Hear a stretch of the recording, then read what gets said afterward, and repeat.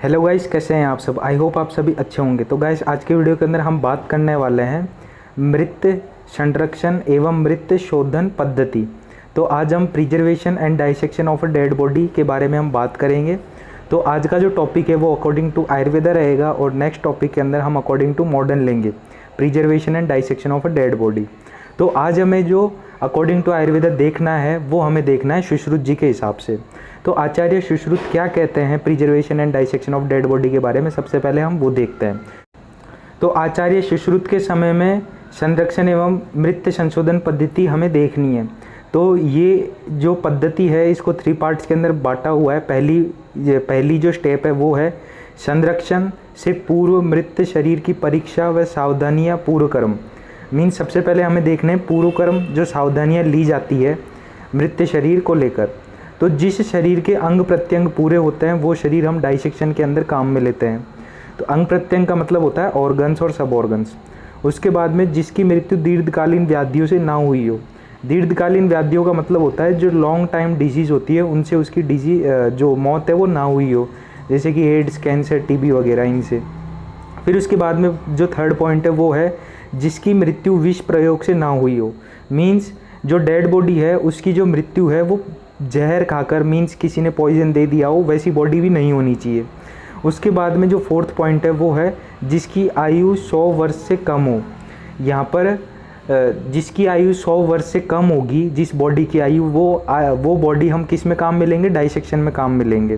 तो आप यहाँ पर ध्यान रखना, यहाँ पर मैंने 100 वर्ष से कम वाली डेड बॉडी को लिया है। उसके बाद में जिसकी आंतों से मल निकाल दिया गया हो उसको भी हम काउंट करेंगे यहाँ पर। इसका मतलब, कहने का मतलब ये है इन 5 पॉइंटों के अंदर जिसके अंग प्रत्यंग पूरे हों, जिसकी मृत्यु दीर्घकालीन व्याधियों से ना हुई हो, जिसकी मृत्यु विष प्रयोग से ना हुई हो, जिसकी आयु 100 वर्ष से कम हो और जिसकी आंतों से, जिसके इंटेस्टाइन से मल निकाल दिया गया हो। मल्स मीन वेस्ट प्रोडक्ट, मूत्र और पुरीष। उसके बाद में बात आती है मृत मतलब क्या होता है। मृत मतलब होता है डेड बॉडी, और शोधन और संरक्षण मतलब क्या होता है। शोधन मतलब होता है डाइसेक्शन और संरक्षण मतलब होता है प्रिजर्वेशन।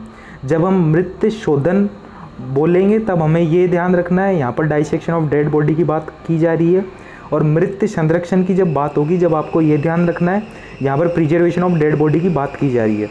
उसके बाद में हम आगे के कुछ पॉइंट्स देखते हैं। ये मैंने पॉइंट्स अलग से बना रखे हैं ऐसे सब को। फिर उसके बाद में पहले तो देख लिया हमने पूर्व कर्म, अब उसके आगे हम देखते हैं। फिर उसके बाद में क्या करना है आपको, जब इस टाइप का आपको जो शव है, जो डेड बॉडी है वो मिल जाए आपको, जो ये सारी जो फॉर्मेलिटीज़ है वो फुलफ़िल कर रही हो, उसके बाद में आपको क्या करना है, ऐसे शव को तेज़ न बहने वाली नदी में, जो नदी ज़्यादा तेज़ी से नहीं बह रही है उस नदी के अंदर आपको क्या करना है, मूंज। आपको पता होगा मूंज से जो खाट है गाँव के अंदर, जो मूंज से क्या बनती है, जो खाटें होती है देसी स्टाइल में अगर मैं कहूँ, जो खाटें होती है मूंज की, राजस्थान में बहुत सारे लोगों ने देखी होगी। यहाँ पर राजस्थान में लगभग गाँव में अगर आप जाओगे तो यहाँ पर आपको मूंज की है वो पलंग मिलेंगे, आपको खाट मिलेंगी। तो मूंज वृक्ष की छाल, जो पेड़ की छाल होती है वो कुछ क्षण आदि से बांधकर पिंजरे में रखकर अंधेरे वाले स्थान पर सड़ा हुआ है। तो यहाँ पर फर्स्ट पॉइंट के अंदर ये कहा गया है कि उस शव को हमें क्या करना है, मूंज और वृक्ष की छाल से तो हमें उसे ढकना है कुछ क्षण आदि से। उसके बाद में मूंज से हमें उसको बांधकर पिंजरे में, जो लोहे वाला पिंजरा होता है उसके अंदर हमें डालकर क्या करना है, नदी के अंदर हमें उसे डाल देना है। कौन सी वाली नदी के अंदर, जो कि ज़्यादा तेज़ी से नहीं बह रही हो। और हमें कौन से स्थान पर रखना है उसको, हम नदी के अंदर भी डाल रहे हैं तो नदी के अंदर डालने का मतलब नहीं है आपने जो ज़्यादा तेज़ी से नदी नहीं बह रही है उसमें आपने कहीं पर भी डाल दिया, नहीं। जहाँ पर अंधेरा ज़्यादा रहता है, इट मीन्स जो पेड़ की छाँव रहती है उसके नीचे आपको लोहे के पिंजरे के अंदर पेड़ से बांधकर आपको वो जो डेड बॉडी है वो डाल देनी है नदी के अंदर। उसके बाद में 7 रात्रि पश्चात, फिर उसके बाद में जब 7 दिन हो जाए, जब 7 रात्रि निकल जाए, उसके पश्चात उस शरीर को जो कि सम्यक रूप से सड़ चुका है उसको पहले निकालना है। उसके बाद में खस, बाल, बांस की कुर्चियाँ से धीरे धीरे घर्षण करके उसे घिसना है।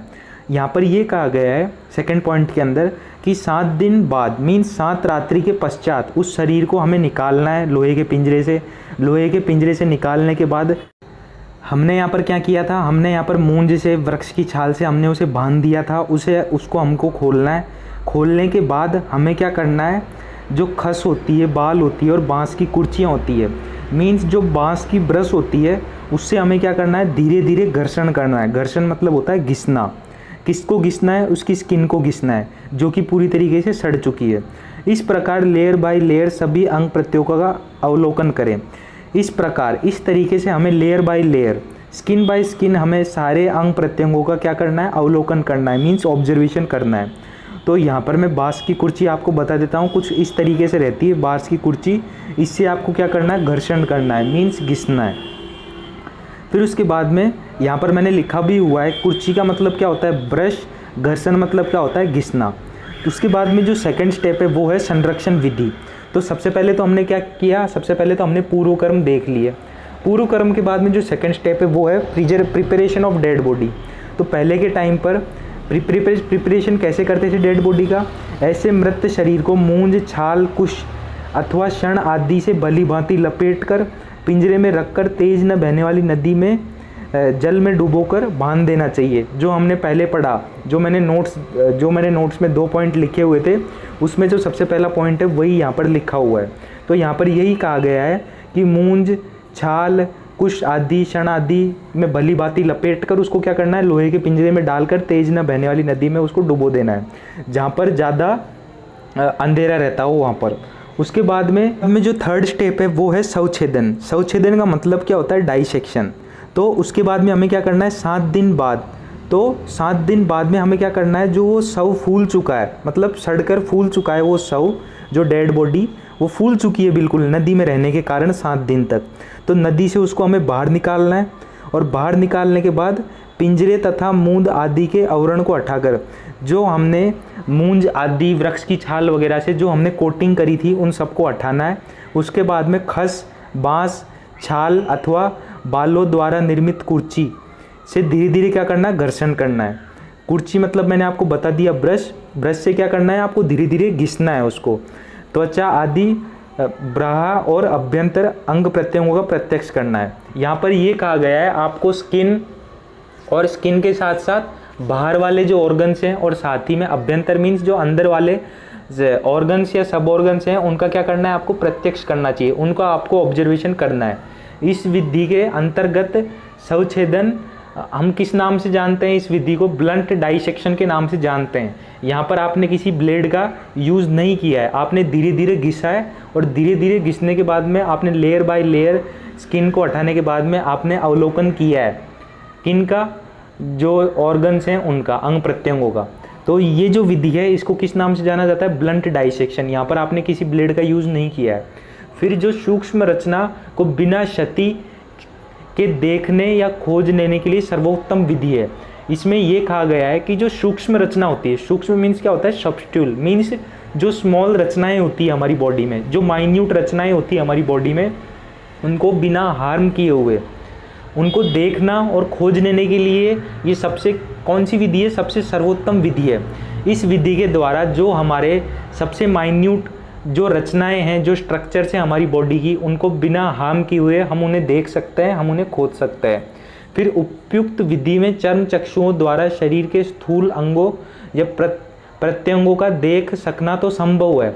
तो यहाँ पर ये कहा गया है कि उपयुक्त विधि में तो आप क्या कर सकते हो, आप अपनी आंखों के द्वारा जो स्थूल अंग है, जो मोटे ऑर्गन्स हैं, उनको तो आप देख सकते हो अपनी आंखों के द्वारा, लेकिन जो बहुत ही ज़्यादा सूक्ष्म जो अंग प्रत्यंग है उनको आपको किसके द्वारा देखना होगा, माइक्रोस्कोप के द्वारा देखना होगा। वो उन्हीं के द्वारा ही पॉसिबल है, आप अपने आंखों से नहीं देख सकते हो उन ऑर्गन्स को। जैसे कि टिश्यू वगैरह होते हैं, सिंपल टिश्यू, कार्डियक टिश्यू, इनको आप किन के द्वारा देख सकते हो, इनको आप माइक्रोस्कोप के द्वारा ज़्यादा अच्छे से देख सकते हो। तो गाइज यही थे 3 स्टेप्स अकॉर्डिंग टू आयुर्वेदा, और अकॉर्डिंग टू आयुर्वेदा भी सुश्रुत के अनुसार जो डाइसेक्शन विधि बताई है, जो मृत संशोधन एवं संरक्षण पद्धति बताई है सुश्रुत ने, उसके हिसाब से ये 3 स्टेप्स थे। पहला स्टेप कौन सा था, पूर्व कर्म कर लेना, मृत शरीर की परीक्षा वगैरह, कौन सी बॉडी हमें चाहिए डाइसेक्शन के लिए, वो कौन कौन सी जो फुलफ़िल है, कौन कौन सी चीज़ें फुलफ़िल करनी चाहिए, उसी बॉडी को हम डाइसेक्शन में लेंगे। पहला स्टेप तो ये था, उसके बाद में संरक्षण कैसे करना है, और तीसरा स्टेप था हमें डाइसेक्शन कैसे करना है। तो यही था इस वीडियो के अंदर, ज़्यादा कुछ था नहीं। आई होप आपको ये वीडियो अच्छे से समझ में आई होगी, और कोई डाउट रह जाता है आपको तो आपको कमेंट सेक्शन में कमेंट करके पूछ सकते हैं। नेक्स्ट वीडियो के अंदर हम preservation and dissection of a dead body according to modern पढ़ने वाले हैं। तो थैंक यू गाइस हमारी वीडियो देखने के लिए।